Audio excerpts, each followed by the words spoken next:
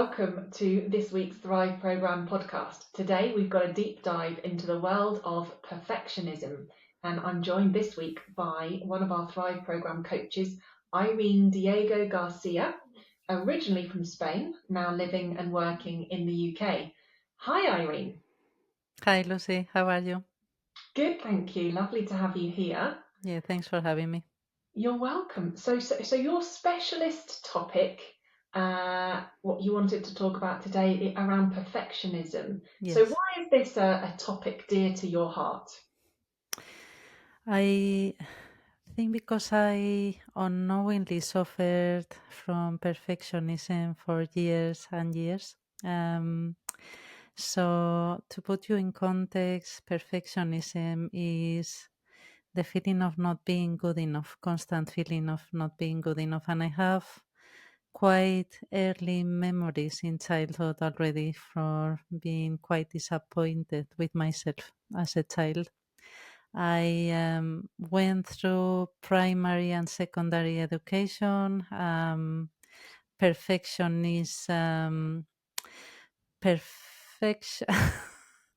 um, I went through primary and secondary education, sharpening up my skills with perfectionist thinking.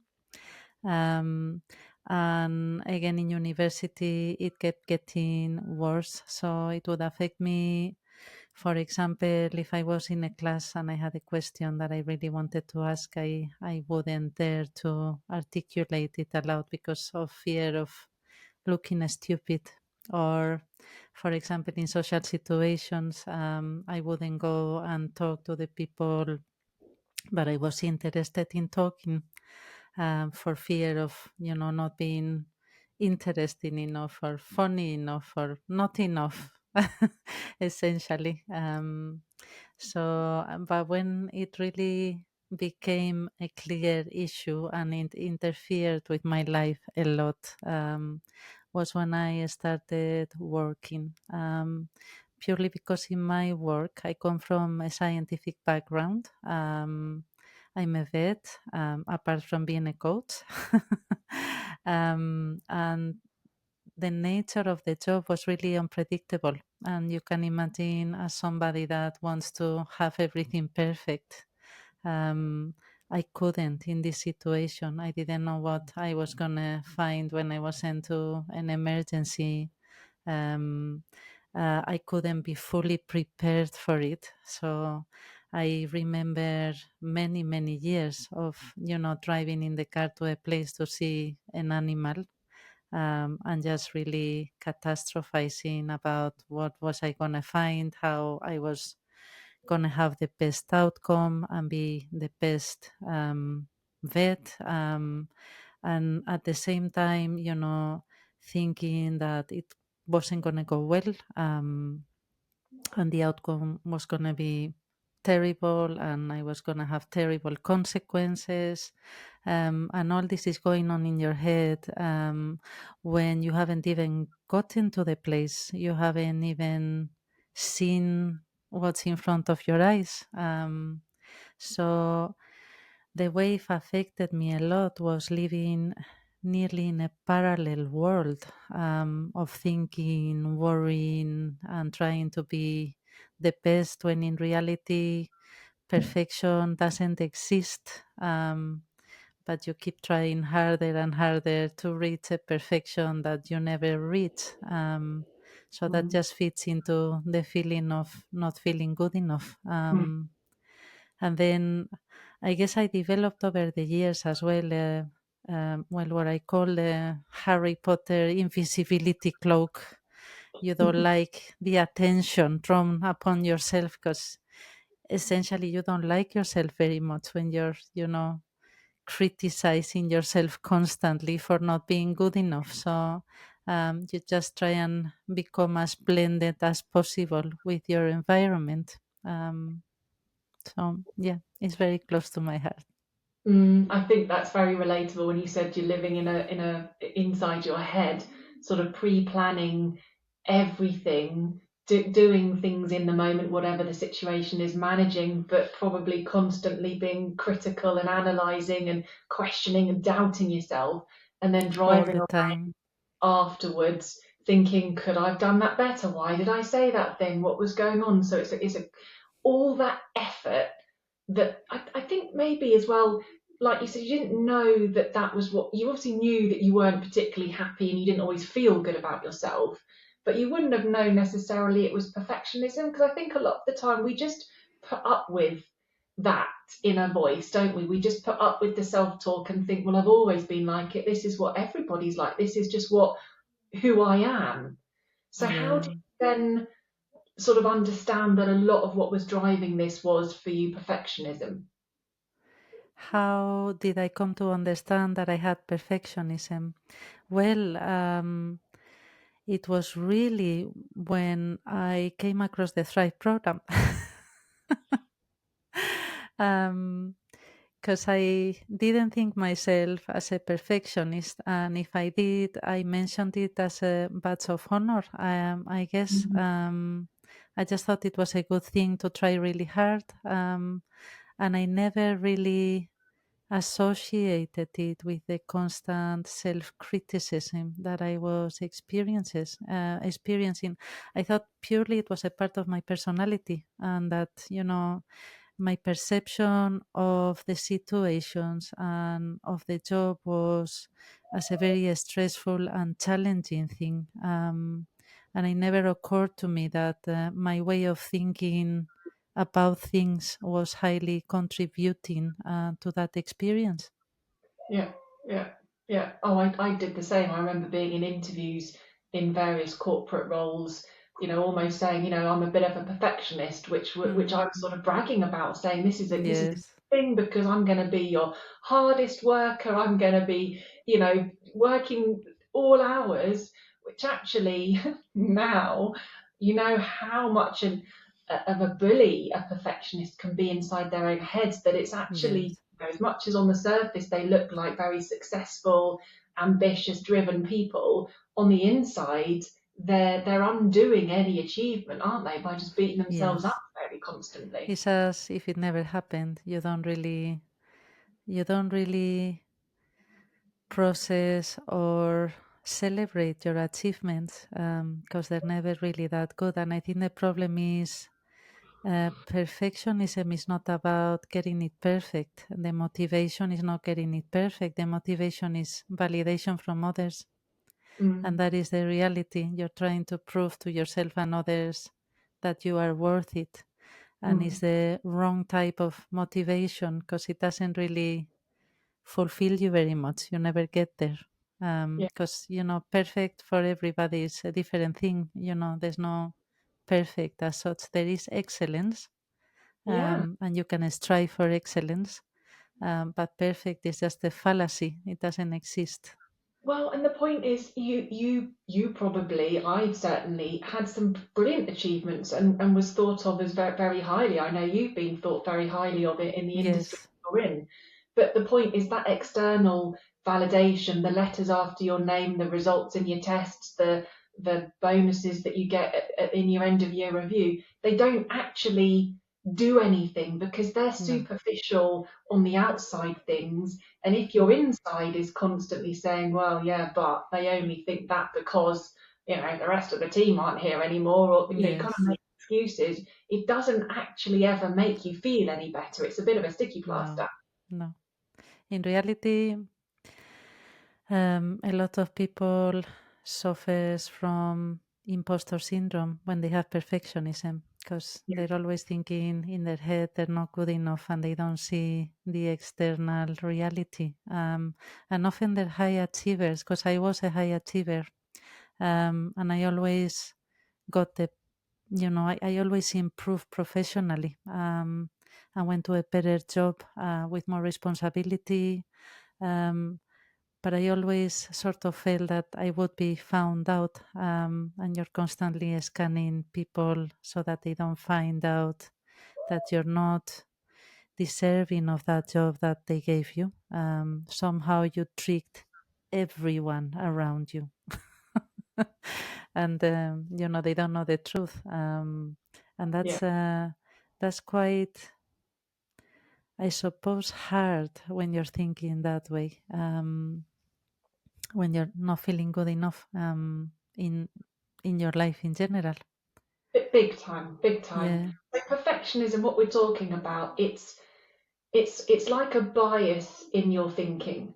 So it's a bit like you're wearing specs, like you're wearing a pair of glasses, and yeah. one of the lenses in those is a constant setting the bar really, really high, which inevitably, we don't ever do those things perfectly. Even if we achieve the thing we set out to do, we didn't do it well enough in our eyes, or we didn't do it as well as somebody else. So it's a constant in not just at work, but in every bit of your life, a constant I'm not good enough narrative. Mm. So you said you remember some things from an early age. So is it part of your personality? That's what you thought it was, but actually, it's not, is it? It's something that you've learned. So how do you think you learned it? What was going on in your early years for you to develop this way of processing yourself and your achievements? I have thought many times about that, and I can't really pinpoint why I became such a perfectionist. It's true that the environment we are brought on is very important. Like, for example, having highly critical parents that are the most important people in your life. If you're constantly being criticized as a child, then you can easily see how you would develop a feeling of not being good enough. Um, in my case, I had a quite a privileged childhood. Very highly educated parents, supportive, loving. Um, I guess if I had to blame someone, I could blame myself because I was in a environment where I didn't feel good enough because my parents were doing so well, both of them, that maybe I developed more a comparison habit with what I should achieve in my head. Um, but honestly, I cannot pinpoint it. And I think, regardless of what it is, in the end of the day, it's about how you process things around your environment. Yeah, So, is it something that you're given? I think it's a mixture of things. But at the end, if you learn to process your experiences in a way of putting yourself down, yeah, over time it becomes a habit like anything else. It's a habit that is so ingrained that you're not aware you're doing it. And you get better and better every time the more you practice. So it's like a go-to thing without even knowing it. Like when you go to work the same way every day, and suddenly one day you don't have work and you find yourself on the way to work without even thinking about it. yeah. So it became a little bit like that. Yeah. For sure, for sure. Yeah, so I think having overly critical parents, obviously is gonna not help you developing a way of processing your experiences well. I think society, particularly for women, for girls growing up, is really tough because there are expectations and pressures on people to be a certain way, to look a certain way, to have certain personality traits, to have be successful in jobs and earn money and have good cars and that kind of thing. And I think that doesn't help. Um, it's a combination of things essentially, isn't it? But I like the way you said it's how you process your experiences, is how you evaluate yourself, isn't it? And Yes. that is really helpful for any people with perfectionism out there, because it is a habit of thinking. It's a bias in your thinking, and it's something you are unknowingly doing, Yes. that once you're aware of it, there is, you can change it. Well, you're proof, I'm proof. You Yes. can change the way you treat yourself and the way you see yourself and the way you evaluate yourself, no matter what you do or don't do. Yes. Yes. The same way that you learn to exercise every day, this is an exercise but of the mind. Once that you're shown how and you can detect what you're doing, it's a lot easier to go about how to change it. Mm, Um, it just mm. takes practice, but in the opposite direction, basically. Yeah, yeah. And again, you had highly successful parents. My parents were successful. So as much as, maybe we didn't have overly critical parents, we did have the societal pressures, but actually even having parents and family members that are successful is a pressure in itself. Where they could be Yes, the most loving yes, parents you know, ever and yes, really help you, but they still are a lawyer, or they're still a doctor, or they're still a vet. There's still yes. pressures that come just from being born into a family that do well. Yes, I think that's a high pressure, and often you don't have to fight as hard or don't have as much responsibility because everything is given more easily. And maybe that was a fact. I didn't have to think much for myself, and I had an idea of what the standard were, and I wanted to get to that standard, and in my head I wasn't at that standard, and it just kept getting progressively worse. Yeah. Mm, mm. So what are some of the other thinking styles that are linked to perfectionism? So, some of the things you've mentioned there about not feeling good enough, and the inner voice you would have had going out to a veterinary appointment, and then, there's links with ruminating and being in your head. And so what were some of the other things that you think were at play there? So I think the three main styles that I associate with perfectionism is brooding is one of them. You're overthinking everything because you're thinking all the time, what could I have done better? What could I have said that was better? How could I have changed the outcome? So that's a really clear one that I think makes you feel really overwhelmed because it's just exhausting to think like that.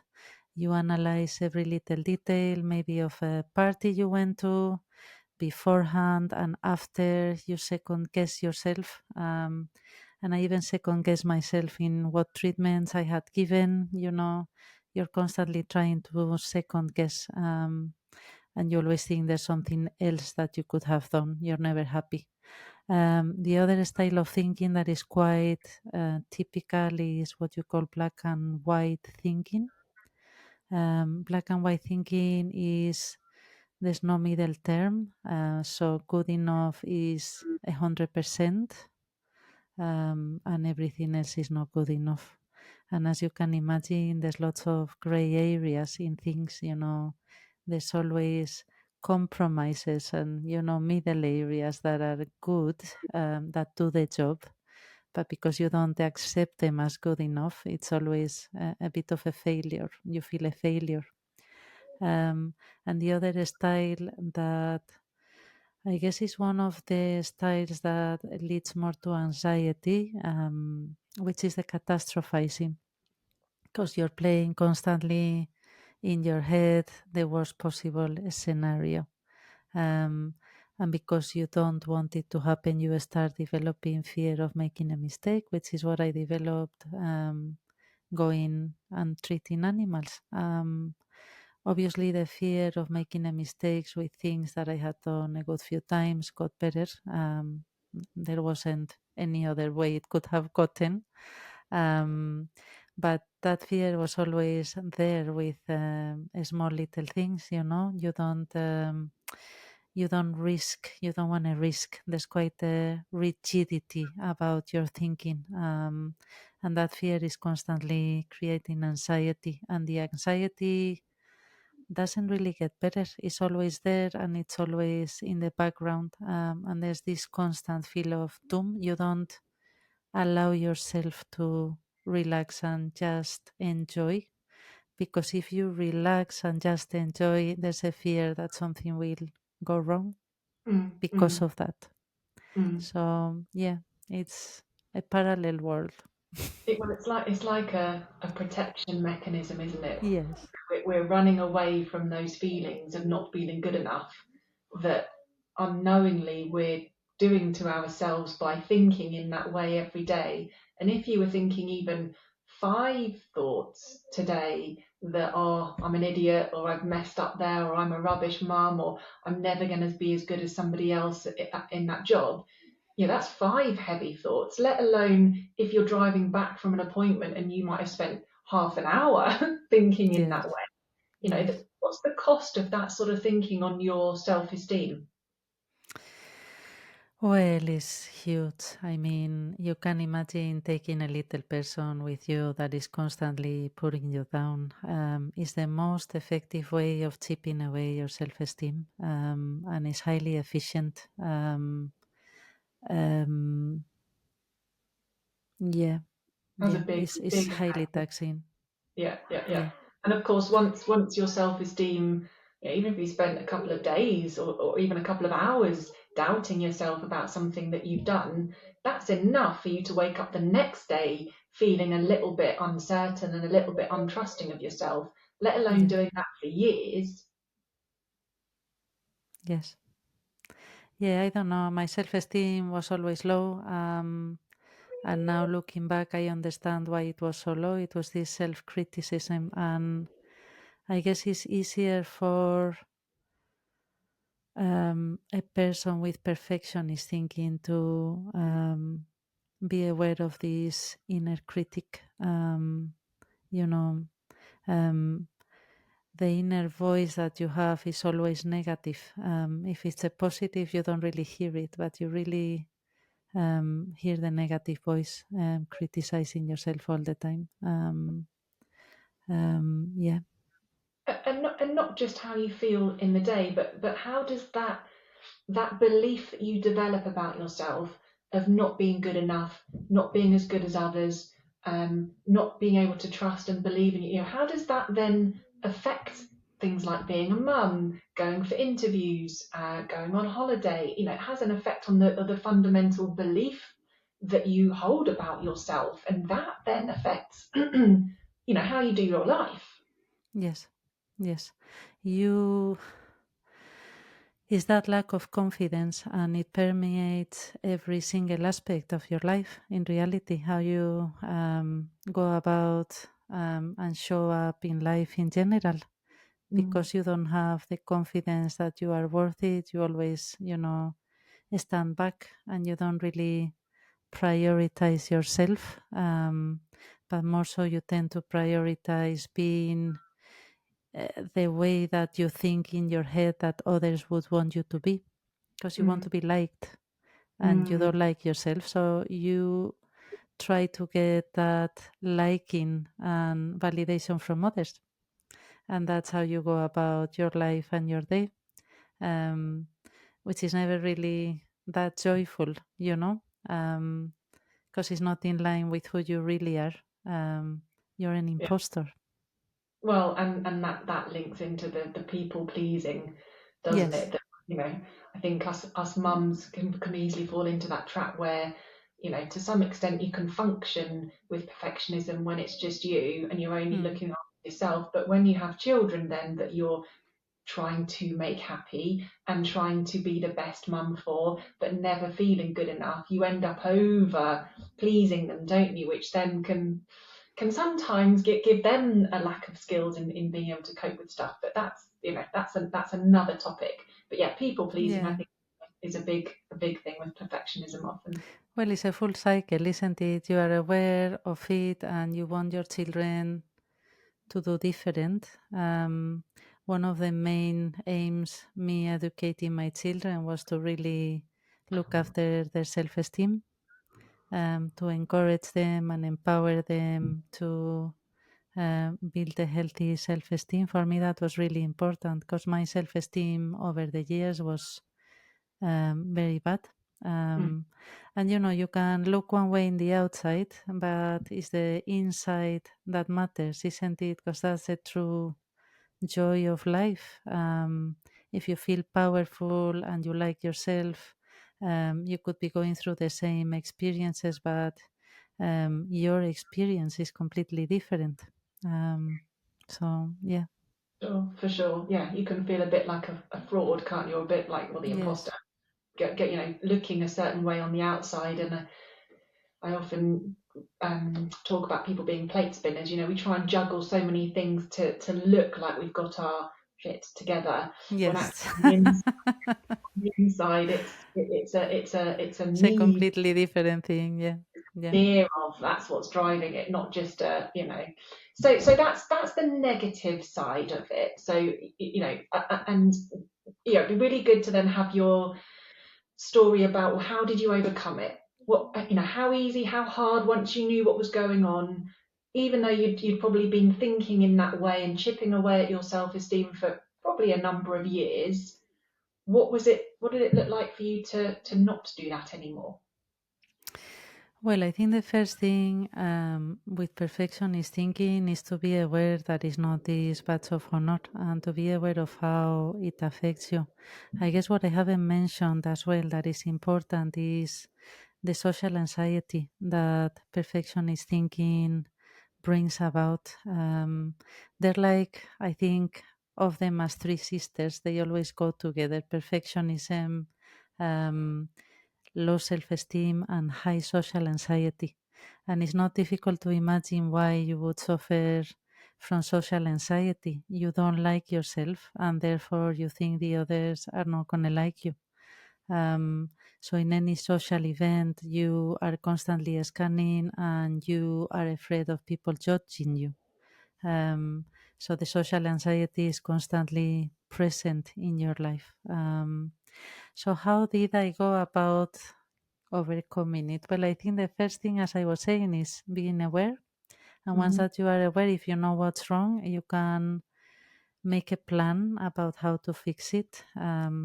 So I think one of the most important tips that I can give is don't place your worth in your achievements.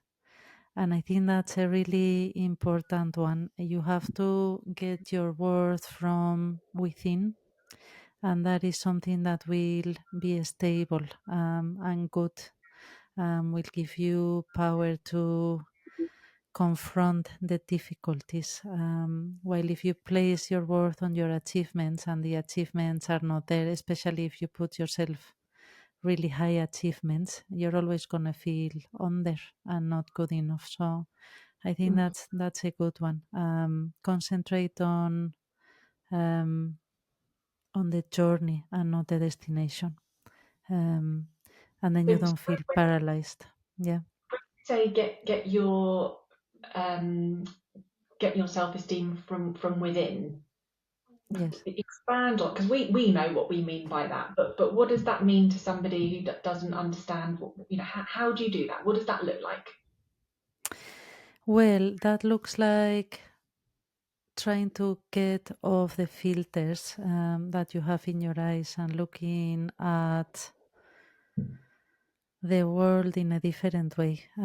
So, getting a good, high, stable self esteem would come from looking at the silver linings in your experiences. So, um, you could do some public speaking, for example. You really, struggle with public speaking, but you do the effort. And there's two ways of looking at it. Somebody with perfectionism would look at it in a way, I knew I wouldn't be able to do it. I was a disaster. And, you reinforce that message of being not good enough. But you could change the perspective, and it's about changing perspective in reality, and look at the fact that you showed up, you tried your best, and that's something to be proud of. Mm. Basically, it's learning to love yourself in a healthy way with words and all.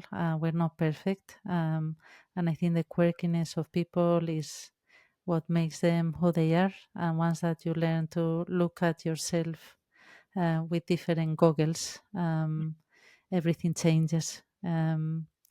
You Yeah. know, so But that's yeah.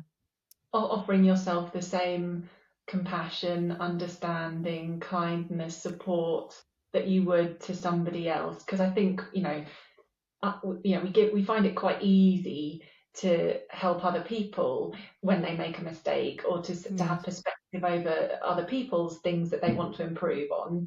But when it comes to ourselves, we don't let ourselves off the hook. So it's yes, offering yourself the same, you can do that very easily with other people. It just takes a bit of practice, and start to yeah. treat yourself with that same compassion that you would offer to somebody else. I think that's a really good example of people starting to make a change. What you say about look at yourself like you would look to a loved one, because it's something that everybody can relate to. Mm, So I still catch myself sometimes saying something horrible. And once that you're aware of it, you go, no, this is my brain, you know, being absolutely horrible. This is my inner voice. I just nip it on the bud and change it and try to mm, look for that silver lining, that positive, or not so much positive, just constructive. You don't mm, have to see everything pink. Life is challenging. You have difficulties, but you can always be constructive about how you see things. And I think making a conscious effort of becoming your best friend. Nobody knows you as well as you know you, and you are the best person who can support you in your self-esteem. mm. And that's one of the main things. Yeah, because you're the only one that you're with 100% of the time. So Yes, actually, you can't be nice to yourself, and you're waiting on other people. Well, they might, tops be there 50% of the time. They're not in your head the whole time. So yes, making your head a nice place to be, and seeing yourself through that bias, through those lenses of somebody that is good enough, does try their best, doesn't have to be perfect. yes. It, well, it's one of the most important things in getting yourself over any mental health symptom and getting yourself thriving. Yeah, once that you get into the habit of it, really, it's easy. It's like a snowball, it starts slowly. You have to put in the effort pushing it, and it takes effort to roll it. But once that is rolling, you don't come up with half of the things that were torturing you initially. They just don't come up. They don't show up because you've developed a different habit. So Yeah, it just fits in itself. yeah, for sure, for sure. And what's different for you now without that perfectionism? How do you do your life differently now? What's different for you? How do you measure it? My life is completely different in the joy I get from it. I'm a lot happier. I'm a lot more relaxed. My anxiety that was forever present is gone, because when you don't focus yourself on the objective, and put that high standard, your fear of making a mistake is slowly vanishes. It goes. You're not worried about that anymore. Um, you're worried about having a little bit of fun.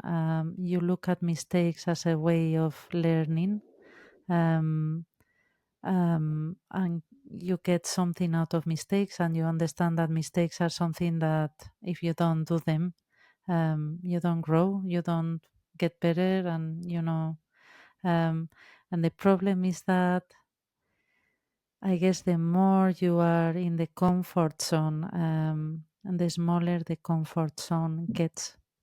It's not that you stay in your nice little zone of perfection and you can stay there in the same size. It just gets smaller and smaller every time. And things that previously didn't scare you start scaring you a little.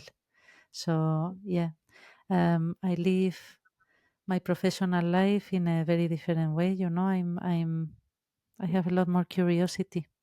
Um, when I do a mistake, I don't batter myself for it, and I appreciate mostly the things that I do well instead of the things that I don't do so well. Um, and I'm a lot kinder with myself. But as I say, it's not too difficult. I'm not making a huge amount of effort now. It just comes naturally. Well, I think once you trained yourself out of that habit, like you said, the first thing is knowing that this isn't the way you have to be, that you can make a difference. You put a bit of effort in every day. It's got to be a daily, throughout the day thing, whatever you're doing, just remembering, hold on a sec, I'm used to setting myself really high standards, or I'm used to having zero boundaries and just letting other people take whatever they want from me. Actually, it's just giving Yes, yourself a bit more structure and knowledge and understanding to how you live your life and how you would normally do things, so that you can start to change those things. And like you said, once you start to feel the benefit of that, that just becomes the way you do things yeah. going forward. I think it's like a charger, isn't it? All these thoughts that you're having in a different way throughout the day that you have made a new habit of is what gives you the message that you're worth it. And it just you constantly feed yourself the sensation that you are actually worth it and you can do it. Mm, Um, but you don't have to make an effort. It's just the way your attitude towards life that will feed that without an effort. mm, mm, So the effect on you, so bringing that perfectionism down, building that self-esteem back up, which means you care less about what other people, you allow yourself to be, human and make mistakes and learn from things and take risks and assert your boundaries and have a voice in your relationships, and not put yourself first, but at least put yourself up there with your nearest and dearest. It's a different way of doing life for sure. Yes, and I think I don't know, it's like the chicken and the egg. I think if you ask me, I think perfectionism is what's behind it is the problem and is the low self-esteem. Yes. Um, and once that you have low self-esteem, you're gonna have that fear of judgment, that wanting to please, that wanting to get it perfect because then everything will be all right. So I think if you take care of your self-esteem, that's what's gonna knock everything off. And self-esteem is you essentially, so it's gonna affect every area of your life. So that's the one to tackle, and perfectionism will vanish. Yeah. I think that's what we're good at in the Thrive program, isn't it? Is looking at the root cause, the Yes, driver of the symptoms that we're sort of seeing and noticing, and maybe the struggles that we have, the insecurities we've had, but looking at what's driving that. You're right. Self-esteem is the yes. roots of this anxiety, the stress, the pressure, that way that you were doing things for sure. So, and I think it's clear, isn't it? Lots of people would say, well, you need to build your self-esteem, or self-esteem is really important. But I don't know that it's really clear out there. Well, how do you do that? Because if it was clear, we'd have all been taught that in school, or all of our parents would have taught us how to do that. So if you were to give people listening to this maybe two, three, four bits of advice around how to overcome perfectionism, how to build your self-esteem again, what would those clear steps be? I think first of all, educate yourself and get information on what is what. And that's the first thing to do. If you educate yourself and you know what causes what, then it's easy to go about it. The self esteem is a very progressive kind of thing, and it's in the daily choices. So I would say for your self esteem, have a look at your day and at your daily choices and how you confront them and how you can see the silver lining versus the negativity of your day. That's one. And then think about, I think we've talked about, haven't we? So educating yourself is the key. So understanding what's driving it. We've already talked about not equating your self-worth to your achievements. So making your yes, esteem based on your narrative, the way that you do things, not necessarily the results you get, whether you got the job or not, whether you did have a bit of a shouty moment with the kids or not. It's not about those things, but actually, generally, you're a good mum. You want to bank that. That's what you want to be telling yourself. I was thinking, yes, we already talked about that one, which is a really big one. And I'm thinking if I had to give another tip that is easy for everybody, is journal. Hmm. And I think journaling, you get to know yourself deeply and you get to know what your patterns of thoughts are. And you have it in front of you. So that's a good way of knowing what is your current way of thinking. Um, and you could practice gratitude, which is another way of seeing positives or of seeing things in your life that are good, and they don't have to be too big. They can be fairly small, but really think about how these things are not things out of luck, or the good things that you see is important not to dismiss them, Mm. um, and to really think about how you play a part, an active part in the good of your life. And I think that's what feeds back the message of your self worth. Um, and often they're little things in your day. And I think that's the key to build up the self esteem. Just Yeah. don't ignore the little things. That's where the gold is, really. Yeah, well, it's things like putting the washing away, you know, which I have multiple because it's the Easter holidays at the moment, so I've got a huge pile to manage. But it's little things like that, isn't it? That the mundane things that you do to keep the house going or play your role or a bit of a role in what's going on. But just acknowledging that by doing that, you are, you're an equal part in the family. You're doing something. You're contributing to the house, to the way things run. And if you didn't, the world would be a much different place. And I Yeah, think, going back to what you said about gratitude, a lot of clients that come to us will say they've tried different things. They've tried journaling. They've tried, 3 things you're grateful for before bed. But I think most people find things outside of themselves, which is fine. yeah, Grateful for your family, be grateful for food in the fridge, grateful for, clean air to breathe. But actually, when we're talking about self-esteem, you want to turn that light on the inside as well. around, yeah. So See what actually, part you are playing on it.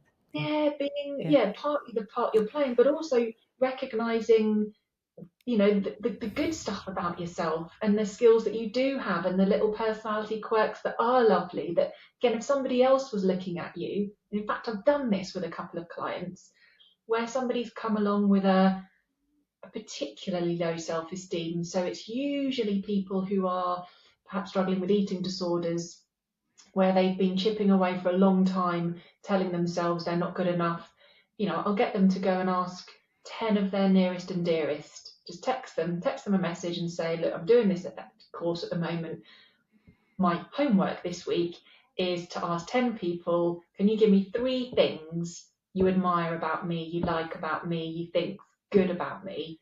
And yeah, it always blows their mind. yes, When you're in the habit of, again, looking at yourself through those lenses of, I'm not good enough. There's yeah, nothing good about me, or I don't really have any skills. I don't really have any nice bits. And again, it's not true. It's not the yeah, reality of who you are. Just a yeah, bias in your thinking, a habit in your thinking that means you only ever focus on the negatives yes, and you really just overlook the good stuff about you. So actually yeah, having 10 people sending us 30 things you could have in your phone within 10 minutes of the reality of how people see you. And it's yeah, often enough just to help you realize, I've yes, been a bit of a bully to myself and I owe myself an apology. yes, yes. But I think it's important when I talk about journaling, it would be the written evidence, because often we get messages about how we are or how bad I find that what really helped me believe is my own evidence that I was actually doing things right. And I think journaling is a good way of realizing that that evidence is there. It could be Yeah, like doing your taxes, and just recognizing that you are organized and you did the effort, little things. They don't have to be too big, but the pennies pile up in pounds, the pounds pile up in tenors, the tenors pile up. It's a daily activity, really. Yeah. So having a list, I quite like, people know about to-do lists, but actually if at the end of the day you do a done list, things that you have done today, things that you have managed today, to look back and think, right, I got that done, rather than looking what I haven't got done off my Yes, list, which is inevitably yes, where a lot of us will go, but yes, looking at the stuff you have achieved, the things, the effort that you have put into achieving things today. It's a really nice way of looking back and patting yourself on the back for what you have achieved, done, yes, helped yes. people, all those things.